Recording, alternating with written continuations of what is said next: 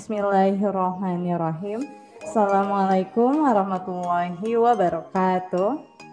Selamat berjumpa kembali dalam tayangan Mas Show episode 25 dalam tema Hari Perawat Nasional.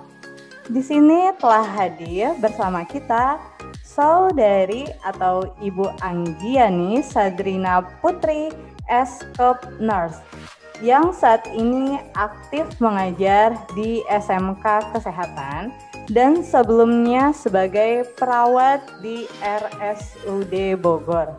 Assalamualaikum Ibu Anggi. Waalaikumsalam warahmatullahi wabarakatuh. Bagaimana Ibu Anggi kabarnya hari ini?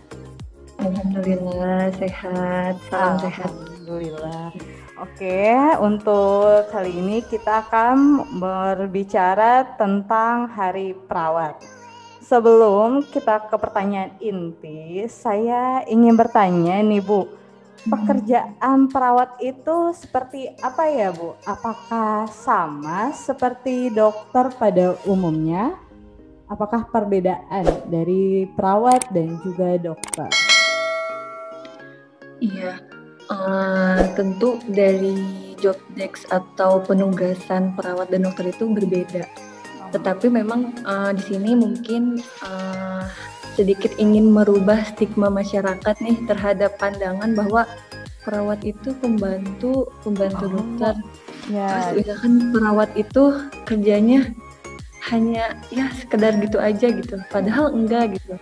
Padahal kita istilahnya dilihat dari background pendidikan pun kita sekolah, kita ada apa ya, materi-materi yang harus kita pahami terkait sebagai perawat tuh harus apa aja sih. Nah, perawat dan dokter ini tentu mitra kerja, jadi kita itu saling berkesinambungan dalam pekerjaan. Contoh di rumah sakit mungkin memang ada beberapa tugas dari dokter atau tugas yang apa ya, yang ditanggung jawabi oleh dokter yang tidak bisa didelegasikan kepada perawat, yang tidak bisa diberikan kepada perawat. Jadi misalkan seperti menentukan resep obat atau seperti mendiagnosa suatu penyakit, nah itu tugas dari dokter. Oh, begitu. Tapi tugas perawat itu kita apa ya, sebagai mitra dokter itu adalah membantu tadi. Misalkan kata dokternya didiagnosa suatu penyakit apa dan dokter memberikan pengobatan terhadap pasien tersebut. Nah, si perawat nanti membantu tuh pengobatannya apa, misalkan memberikan obat melalui suntikan ya. Nanti kita sama perawatnya suntik, memberikan obat-obatan melalui suntikan, kemudian kita juga infus ya, melakukan pemasangan infus karena memang di situ ada tugasnya masing-masing. Terus perawat itu juga bukan hanya saja merawat pasien itu secara biologis saja. Maksudnya biologis itu bukan hanya menyembuhkan secara fisik saja gitu, tetapi juga dari psikologis pasien, karena kan kebanyakan pasien-pasien yang mengalami istilahnya kesehatannya terganggu itu pasti psikologisnya pun terganggu. Suka ada down ya.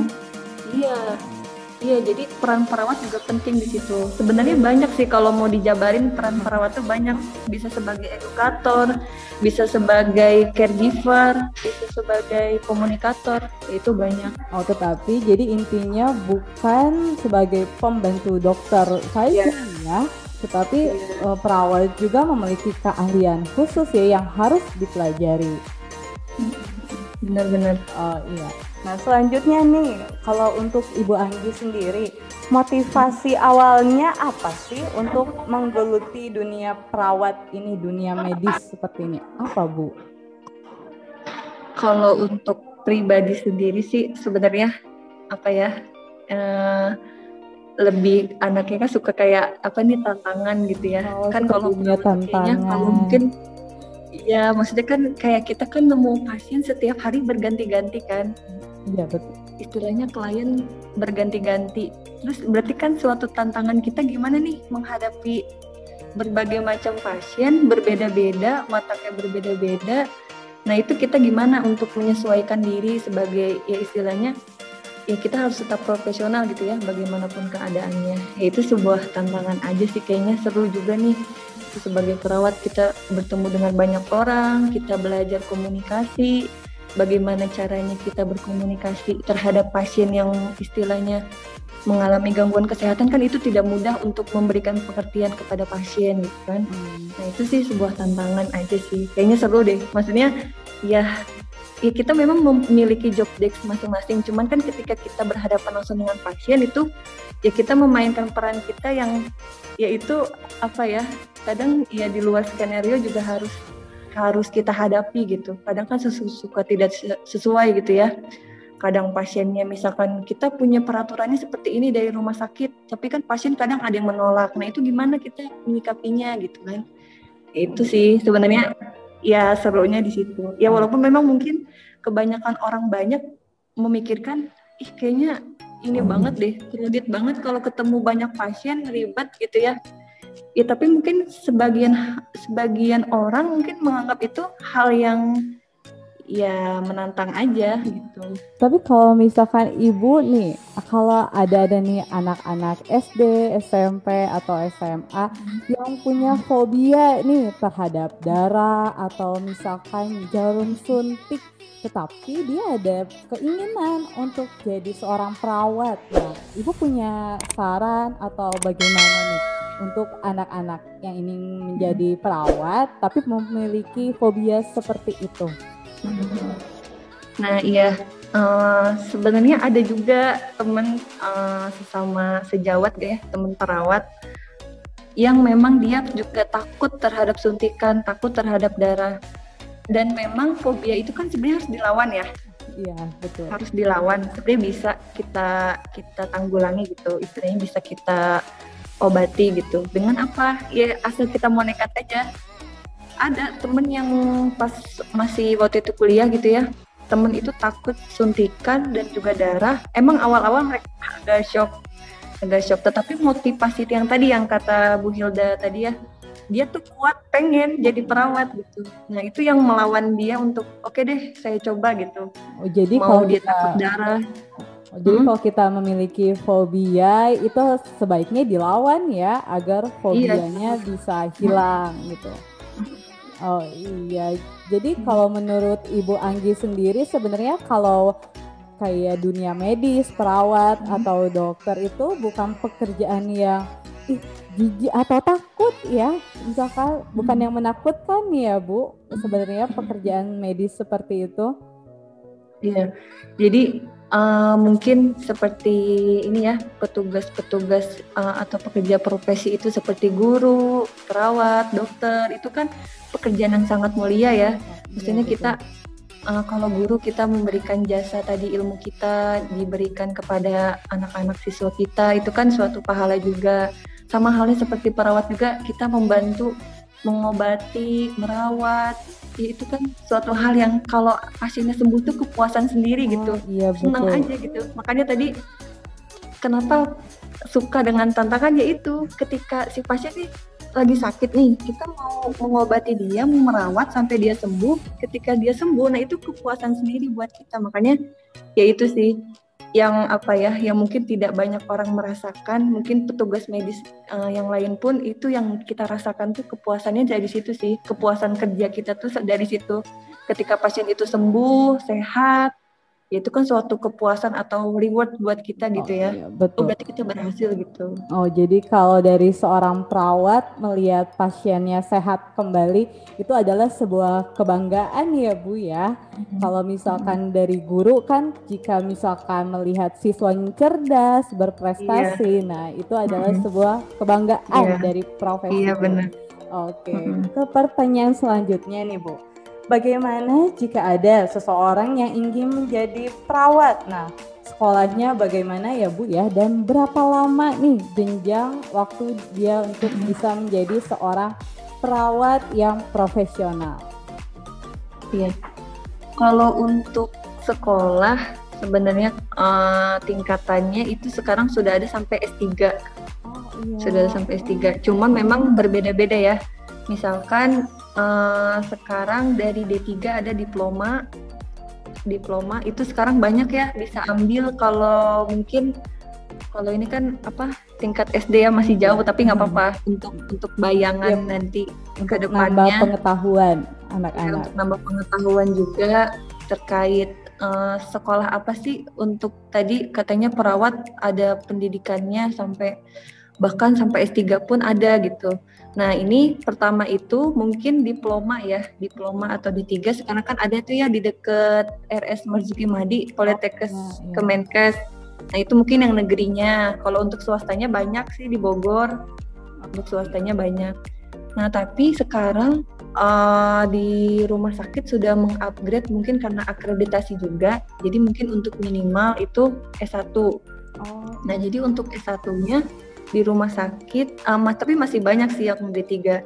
Cuma memang agar untuk akreditasi rumah sakit ya biasanya di-upgrade nih, yang D3 sekolah lagi S1. Nah untuk S1-nya juga banyak ya, kalau untuk S1 yang negerinya itu tidak ada di Bogor, adanya di UI, ada di Unpad, di universitas UGM juga ada yang negeri itu ya. Tapi kalau untuk swasta di Bogor juga ada di daerah Sindang Barang Loji. Itu tempat kuliah saya dulu di situ. Sindang Barang Loji. Nah kalau S1 sekarang itu sepaket sama profesinya, jadi 5 tahun. Oh, jadi berbeda dengan S1 pada umumnya ya Bu ya. Kalau misalkan kayak S1 untuk guru, setelah S1 4 tahun dia sudah selesai itu kuliahnya. Jadi kalau untuk perawat 5 tahun ya Bu ya, sama profesinya itu. Jadi S1-nya tetap 4 tahun. Nah setahunnya itu profesi. Jadi dia khusus untuk dikuatkannya itu di praktiknya gitu. Jadi di S1-nya kita pemahaman materi full, di profesinya itu kita full untuk praktik di rumah sakit gitu. Jadi sama halnya kayak ini kali ya, kalau mungkin orang kayak dokter kayak koas lah kayak gitu. Seperti itu. Terus kalau untuk S2 juga bisa, misalkan, tapi nanti mungkin untuk pekerjaannya pun akan beda lagi ya. Biasanya kalau S2 dia udah jarang terjun ke lapangan. Dia biasanya udah bagian, tapi sebenarnya S1 dan S2 udah ada yang bagian manajemen. Terus kalau S2 dia udah bagian manajemen rumah sakit. Di S2 itu bisa juga setelah S2 ambil lagi spesialis. Oh, jadi jenjang pendidikannya juga banyak ya Bu ya? Nah iya, jadi kalau untuk perawat nih, misalkan adik-adik pengen jadi perawat anak, atau misalkan teman-teman pengen jadi perawat spesialis bedah, jadi khusus spesialis gitu. Oh, sama seperti dokter ya Bu ya? Sama, jadi kita difokuskan. Jadi misalkan perawat khusus, misalkan kita sebutnya maternitas atau kandungan, bagian kandungan ada. Jadi nanti itu di S2 biasanya dispesialiskan lagi. Nanti untuk S3 itu lebih ini lagi ya, biasanya nanti udah mainannya itu ke struktur rumah sakit atau SDM rumah sakit udah jauh sih, udah jauh gitu mainannya. Jadi dia jarang ke lapangan. Jadi seperti itu untuk sekolah perawat, bisa kalau memang mau bersedia mungkin teman-teman bisa sampai S3, itu udah bagus sih. Tapi kalau misalkan ada yang tadi ya yang takut nih sama jarum suntik, ya memang cocoknya berarti mungkin pengen tetap perawat, pengen tetap kerja di rumah sakit, yaitu bisa kerja di manajemen keperawatannya. Jadi banyak ini sih. Jadi perawat juga tidak hanya melayani pasien ya Bu ya, pekerjaannya ada juga manajemennya ya ternyata ya. Ini baru kita ketahui nih ternyata nih, kalau tahu kita kalau perawat itu melayani pasien, membantu dokter. Nah ternyata ada juga ya yang mengatur atau ya seperti di belakang layar lah ya, seperti itu ya Bu ya. Oke, sekarang nih ke pertanyaan selanjutnya. Nah, kalau misalkan Bu ada pasien nih yang misalkan masuk UGD atau di ruang gawat darurat, bagaimana sih Bu kerjasama antara dokter dan perawat pada saat ada pasien baru masuk di ruang UGD, agar teman-teman semua juga bisa tahu nih bagaimana sistem kerjanya? Ya, mungkin teman-teman sudah pada tahu, mungkin yang sudah pernah ke IGD ya, ngelihat kayaknya kalau di IGD tuh wah crowded banget ya, kayak sibuk ya Bu. Sibuk orang-orangnya ya. Ya itu tadi, jadi pertama sebenarnya sih kalau mau dijelaskan itu ada triase-triasenya ya, ada tahapannya ketika mau masuk UGD. Jadi di awal nih pas masuk ke UGD, nanti pasien diperiksa dulu sama perawat.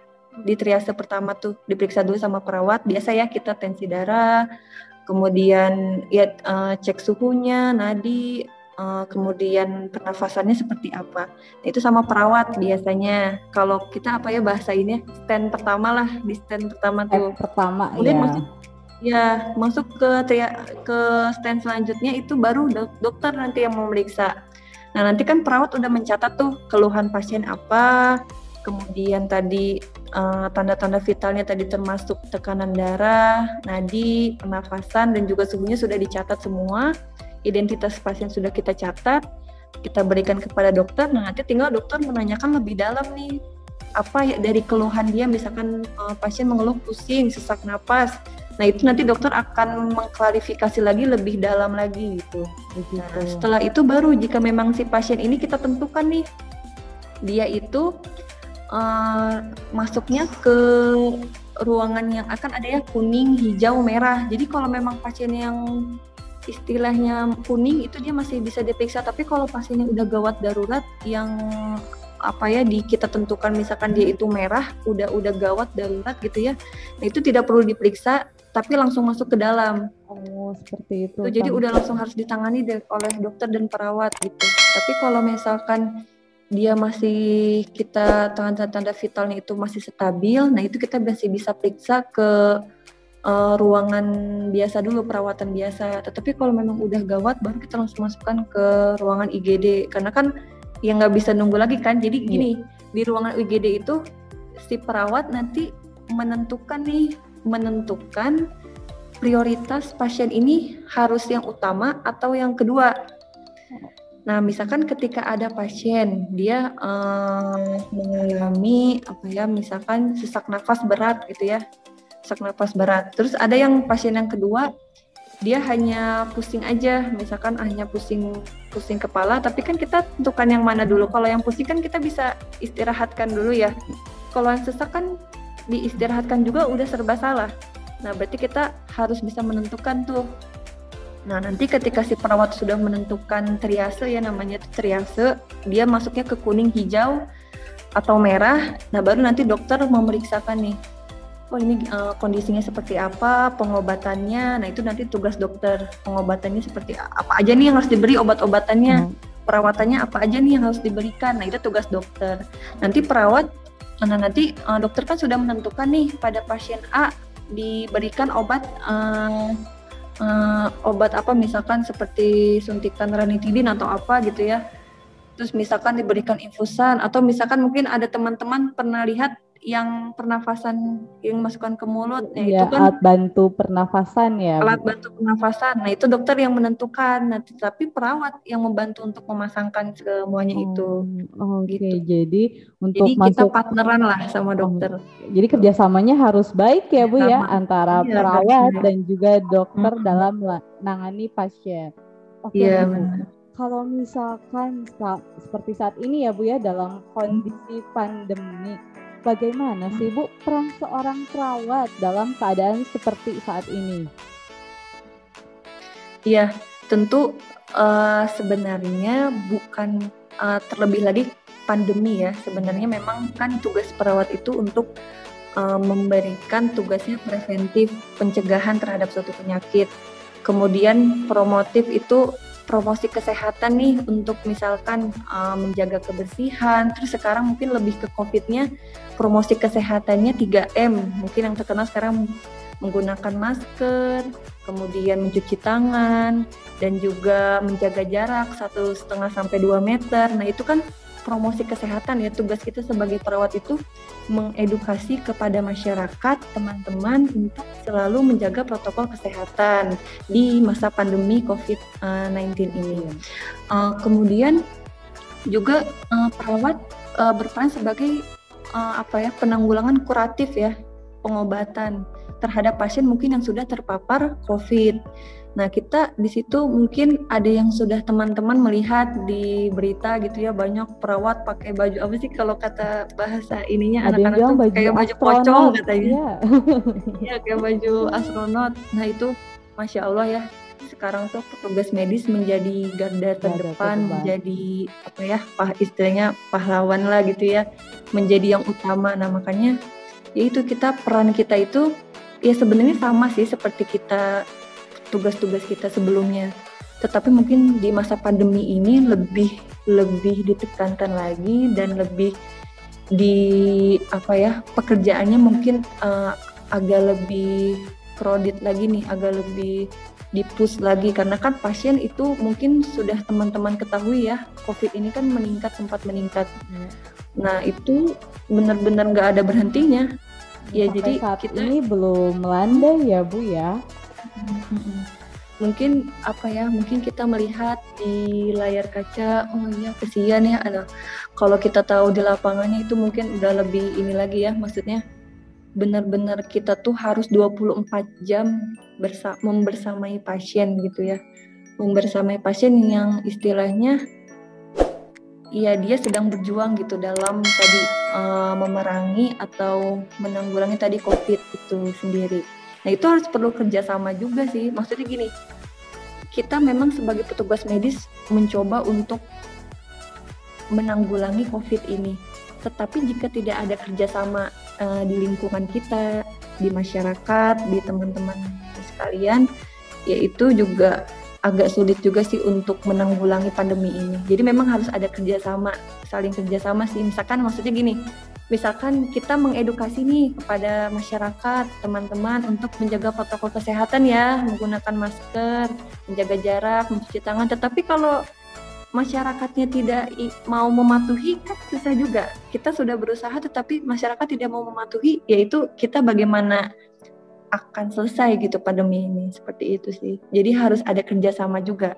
Jadi memang petugas medis itu walaupun misalkan dokternya udah spesialis, perawatnya juga udah pengalaman nih, tetapi kalau pasiennya tidak mau mematuhi gitu ya apa yang diberikan oleh perawatnya, hak-hak dari rumah sakitnya diberikan pengobatan, ini pasiennya menolak ya gitu, gimana kita mau melakukan pengobatan yang maksimal gitu kan, gitu sih Bu. Ya. Jadi masyarakatnya juga harus mau diajak kerjasama ya Bu ya, untuk mematuhi protokol kesehatan ya, karena bukan betul. Untuk diri sendiri tetapi juga untuk kita semua ya, agar bangsa Indonesia bisa segera sembuh dari wabah virus corona. Seperti itu ya Bu Anggi ya. Oke, kalau misalkan nih dari Ibu Anggi sendiri sebagai perawat, bagaimana sih tipsnya kalau seorang perawat dalam menjaga kesehatannya agar badan dia tetap fit dan tetap prima dalam menangani pasien-pasien yang terkena virus corona ini? Kalau sebagai perawat ya? Ya, cara menjaga kesehatannya seperti apa nih? Iya, jadi kita seperti halnya biasa teman-teman juga, kayak kita menjaga pola makan kita, mungkin merubah gaya hidup kita menjadi lebih sehat ya, maksudnya seperti makanan juga jangan makan sembarangan dulu ya, kalau bisa seterusnya juga jangan makan sembarangan gitu ya. Betul. Terus kemudian kita konsumsi vitamin biasanya. Itu penting ya untuk saat ini ya. Biasanya obat-obat vitamin antivirus, vitamin C, seperti itu. Sama halnya seperti biasa masyarakat biasa juga sama aja kayak gitu juga. Kita juga menerapkan hidup sehat dan minum vitamin, mungkin khususnya untuk vitamin antivirus juga gitu. Dan juga kan sekarang sudah ini ya, mungkin guru-guru, masyarakat umum, dan juga tenaga medis mungkin yang di awal dilakukan vaksin. Nah, ini udah makin pede nih untuk menghadapi, istilahnya mengobati pasien-pasien COVID. Jadi lebih ada proteknya lah, ada proteksinya. Oke. Jadi pesan untuk masyarakat jangan takut untuk divaksin ya Bu ya.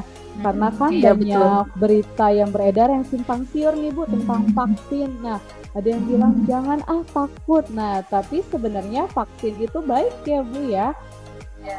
Betul. Mungkin ibu juga sebagai guru mungkin sudah merasakan ya, ibu baik aja. Gitu kan? Alhamdulillah Ya, Rabu apa-apa. kemarin sudah. Iya. Tapi mungkin ada beberapa masih ada sih masyarakat yang nggak percaya nih, ada takutnya katanya apa beredar kabar setelah divaksin katanya jadi positif atau setelah divaksin katanya atau banyak yang hoax atau bagaimana itu Bu? Kenapa? Ya jadi jangan termakan oleh hoax ya Bu, berita-berita yang tidak benar iya, gitu benar. ya. Iya benar. Oke, nah sekarang saya pengen menanyakan lagi, kalau sebagai perawat nih Bu, apa suka dukanya dalam melaksanakan pekerjaan tersebut? Bisa diceritakan Bu Anggi? Mungkin untuk suka dukanya. Sebenarnya sih bagaimana kita merespon itu sih, merespon keadaan di tempat kerja gitu ya. Ketika sukanya mungkin itu ya, kalau kita suka sama pekerjaan kan kayaknya happy aja gitu kan. Happy-nya kalau kita bertemu sama berbagai macam pasien, jadi kita kayak banyak kenalan gitu ya sama pasien. Misalkan ya serunya di situ, terus kemudian ya kita senang aja sih. Tadi sukanya tuh kayak kalau pasiennya udah sembuh atau misalkan pasiennya itu menerima kita dengan baik gitu ya. Maksudnya kan dalam arti ada juga ya pasien yang tidak mau mungkin diobati atau mungkin ya mungkin kita harus lebih ngerti juga sih, pasien itu bukan tidak mau diobati, mungkin dia juga terganggu di psikologis dia kan, dia sakit stres jadi dia nggak mau diganggu oleh siapapun ya, mungkin kita harus seperti itu. Nah dukanya yaitu ketika si pasien tidak mau menerima kita atau dia menolak terhadap apa yang kita berikan terhadap pasien tuh, kayaknya nggak setuju nih pasiennya, misalkan menolak kok kayaknya nggak cocok deh ini pengobatannya, atau misalkan kayaknya kok di sini gini sih di rumah sakit ini, misalkan ya ada aja gitu. Kadang misalkan kok ada aja misalkan pasien tuh kayaknya kok ini diobatin udah lama gini-gini ya, itu sih udah makanan sehari-hari sih kayaknya sebagai tenaga medis, baik itu dokter, perawat dan petugas medis lainnya tuh udah hal lumrah. Makanya kalau ditanya suka duka itu kayaknya udah kita telan aja, udah deh gitu, udah legowo aja. Jadi ya mungkin beda-beda ya. Oke. Jadi semua profesi itu pasti memiliki suka dukanya ya Bu ya, tergantung bagaimana kita menyikapinya. Iya betul. Kalau kita happy sih suka sama pekerjaan tersebut, terutama perawat, ya kita senang aja. Yang penting kan kita tidak boleh kan, kita tetap profesional kan. Kalau misalkan pasiennya marah-marah sama kita kan harus tetap melayani. Gitu. Ya. Iya benar, harus tetap melayani karena kan itu ada hak dan kewajiban pasien di situ yang harus kita penuhi, walaupun memang si pasien menolak. Oke, baik seperti itu. Nah, untuk pertanyaan penutup nih Bu Anggi, coba Ibu Anggi bisa memberikan motivasi kepada teman-teman di luar sana yang ingin menjadi seorang perawat yang baik. Mangga Bu Anggi diberikan motivasinya.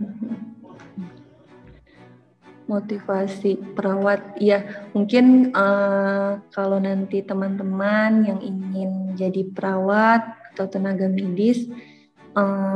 medis itu suatu profesi yang mungkin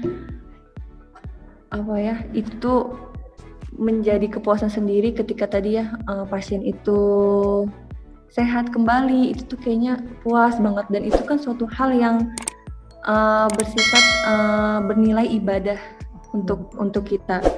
Nah, perawat itu bukan hanya menyembuhkan luka pasien, mengobati pasien, memberikan makan atau minum kepada pasien, membantu pasien turun ke kursi roda, bukan hanya itu aja gitu. Bukan mungkin hal-hal yang dilihat masyarakat tuh kayaknya perawat hanya gitu-gitu aja, enggak.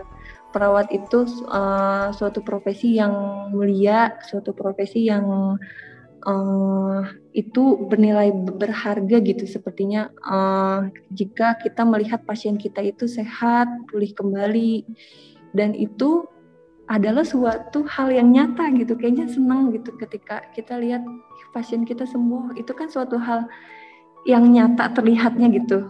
Maksudnya kinerja kita tuh, wah ini terlihatnya tuh kepuasannya tuh bukan hanya dari kita aja, tetapi dari pasien pun itu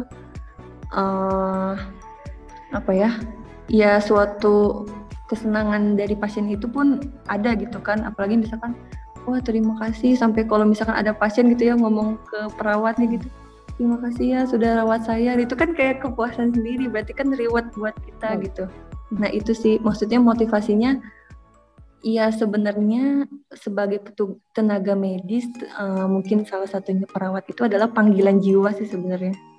Jadi gini, yang memotivasinya itu, yang mendorongnya itu kita sendiri. Kalau bilangnya sense of motion ya. Jadi kepekaan kita terhadap lingkungan, masyarakat. Nah itu kan dari diri kita sendiri yang ini kan, maksudnya mungkin ada yang mendorongnya, tetapi balik lagi kan ke diri kita. Misalkan kan kadang ada ya, saya masuk perawat mah diminta orang tua gitu, misalkan disuruh orang tua, tetapi kan balik lagi ada beberapa mungkin kerabat saya yang pada akhirnya memang ya udah dia sekolah aja, tetapi tidak, sebenarnya kan itu dipaksakan orang tua kan. Nah, walaupun akhirnya dia tidak jadi perawat. Nah, itu ketika kita walaupun misalkan disuruh orang tua memang awalnya, tetapi ketika kita sudah jiwa kita kayaknya udah di sini nih. Nah, itu akan terdorong sendiri. Jadi sebenarnya bagaimana ini sih, kita tahu nih tentang perawat. Oh, sebelum misalkan pas masa-masa sekolah senang misalkan ngobatin orang, kan berawal dari situ ya. Ya itu kita maksudnya senangnya sih dari situ sih. Jadi bingung juga nih, maksudnya kalau untuk motivasinya gimana ya, mendorong buat biar jadi perawat juga ya enggak untuk memaksa jadi perawat juga. Jadi kan masing-masing ini berbeda gitu kan. Mungkin itu panggilan jiwa sih. Makanya mungkin ada yang pernah dengar teman-teman sebagai tenaga medis tuh panggilan jiwa. Misalkan kita mengobati orang tuh kayak panggilan jiwa aja, kayak pengen gitu untuk kita misalkan kalau misalnya udah bertemu pasien nih, misalkan pasiennya tuh udah mau pulang, nah kita kayak sedih sendiri aja. Jadi kayak memang udah, ya mungkin beda ya kalau bukan jiwanya jiwa ini gitu, mungkin perawat atau aja ya, kalau biasa aja gitu, biasa aja. Cuman kalau udah ini, ya kita ikut merasa empati juga terhadap pasien gitu. Jadi mungkin ini sih kalau memang ada yang mau misalkan kayak suka nih ngobatin pasien atau ngobatin orang, menyembuhkan orang, nah itu motivasinya adalah kita untuk kebaikan. Motivasinya adalah itu suatu profesi yang sangat mulia, bernilai ibadah ya Bu ya. Bernilai ibadah karena kan pasien dari kondisi sakit, dari kondisi dia drop, dari kondisi dia di bawah, sampai pada akhirnya kita bisa pasien itu sehat kembali, pulih kembali. Itu kan suatu hal yang sangat berharga untuk kita gitu. Sebenarnya kepuasan jiwa aja sih, kepuasan jiwa. Dan juga kita harus bisa mencintai profesi kita ya Bu ya, apapun itu. Benar. Agar bisa dilaksanakan dengan sebaik mungkin ya Bu ya. Oke, jadi untuk wawancara kita dengan Bu Anggi dalam perayaan Hari Perawat Nasional cukup sekian. Dan terima kasih Bu Anggi untuk semua informasinya, motivasinya untuk teman-teman semua. Semoga apa yang kita perbincangkan hari ini bisa bermanfaat untuk masyarakat yang lainnya. Ya, untuk bisa menjadi perawat yang baik dan juga bisa bekerja sama nih dengan perawat dalam melawan wabah virus corona ini. Karena tidak mungkin ya perawat bekerja sendiri tetapi masyarakat tidak mematuhi protokolnya. Nah, mungkin wabah ini akan sedikit lebih lama mungkin ya. Itu kita terbebasnya. Oke, sekali lagi terima kasih untuk Bu Anggi untuk waktu dan kesempatannya. Dan untuk acara Mashow hari ini sampai di sini. Mohon maaf untuk ada kekurangannya dan semoga kita bisa bertemu di acara Mashow berikutnya. Dari saya, Hilda Hidayati Dini, cukup sekian, dan juga Ibu Anggi. Terima kasih Bu Anggi. Mohon maaf juga bila ada kekurangannya. Wassalamualaikum warahmatullahi wabarakatuh. Waalaikumsalam warahmatullahi wabarakatuh. Oh, oh, oh, oh, oh, oh, oh.